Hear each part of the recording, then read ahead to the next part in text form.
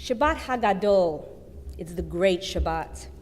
The Shabbat before Pesach, where, as I said before, we traditionally acknowledge the great miracles of our tradition.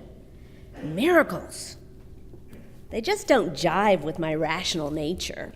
But I did have a kind of miraculous experience 3 summers ago that left me thinking, so I thought I'd share it with you.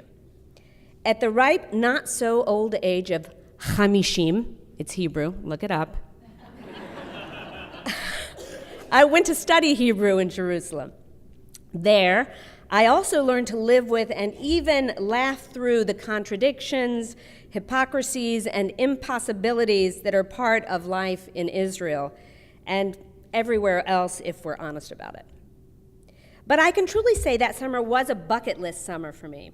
One item on my list while there was to experience the Red Sea, that miraculous place of astonishing crossings, partings, and transformations. So I got on the bus for the ride through the blistering Negev desert, or the wilderness, as the Torah calls it, and soon enough, clad in my hot pink swimsuit, I stood at the shores of the Red Sea, ready for my share of that miracle. Looking across the waters, I could see Egypt, Saudi Arabia, and Jordan in one eyeful on the opposite shores. Worlds away, and yet so close. I tried to imagine the trepidation of my ancestors as they first dove into that ocean of uncertainty. I stepped into the calm, sparkling water expectantly, and ouch! What I didn't expect was to feel the rip of sharp, jagged rocks underfoot. Apparently, the Red Sea is a rocky place, and I learned that the miracles there just aren't very comfortable. Laughing at myself for over-spiritualizing, I thought of one of my favorite midrashim.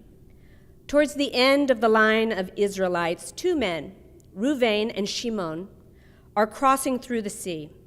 The thing is, they're both looking down. Apparently, even though the water had drawn back from the sea, creating water walls on either side, the bottom of the sea was still muddy. Reuven steps into this mud and sneers, "What is this muck? This is just like the slime pits of Egypt."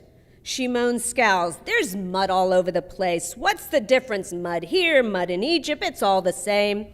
They never once look up, so they never understand why those ahead of them are singing and dancing on the opposite shore. For Reuven and Shimon, that awe-inspiring miracle never even happened. Like Reuven and Shimon, I too was sort of disappointed with my Red Sea experience.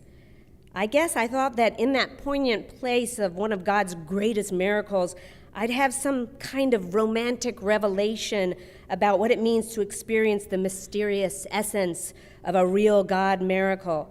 And the truth is, I did have a not-so-romantic, but ever so real, 4-part revelation, and here it is.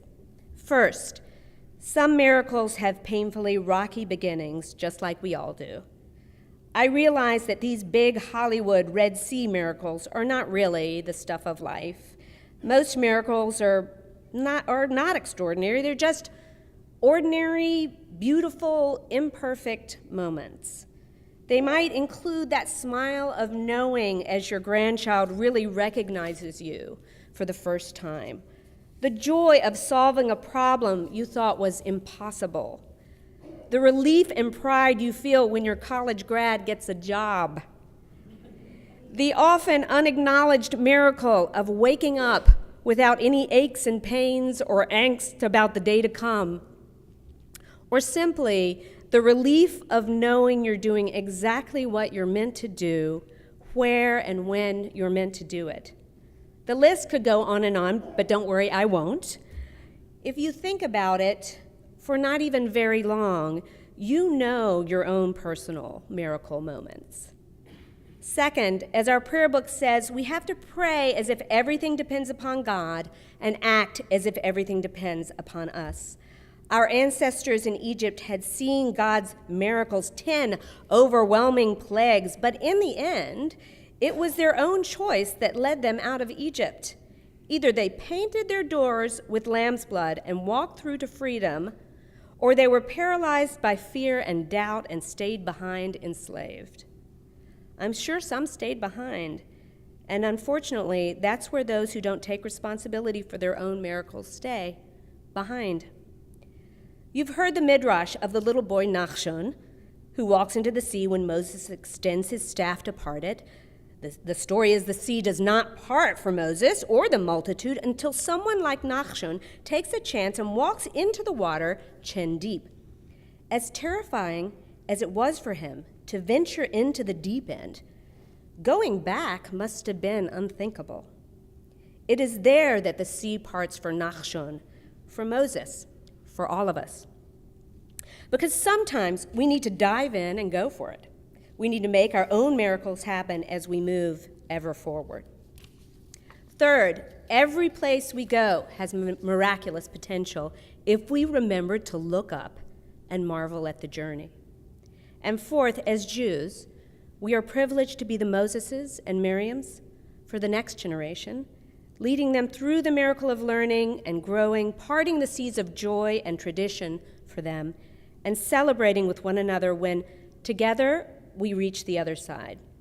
Baruch atah Adonai Eloheinu melech haolam she'asa li nes b'makom hazeh. Blessed are you, God, who performs miracles with us in this place. Amen.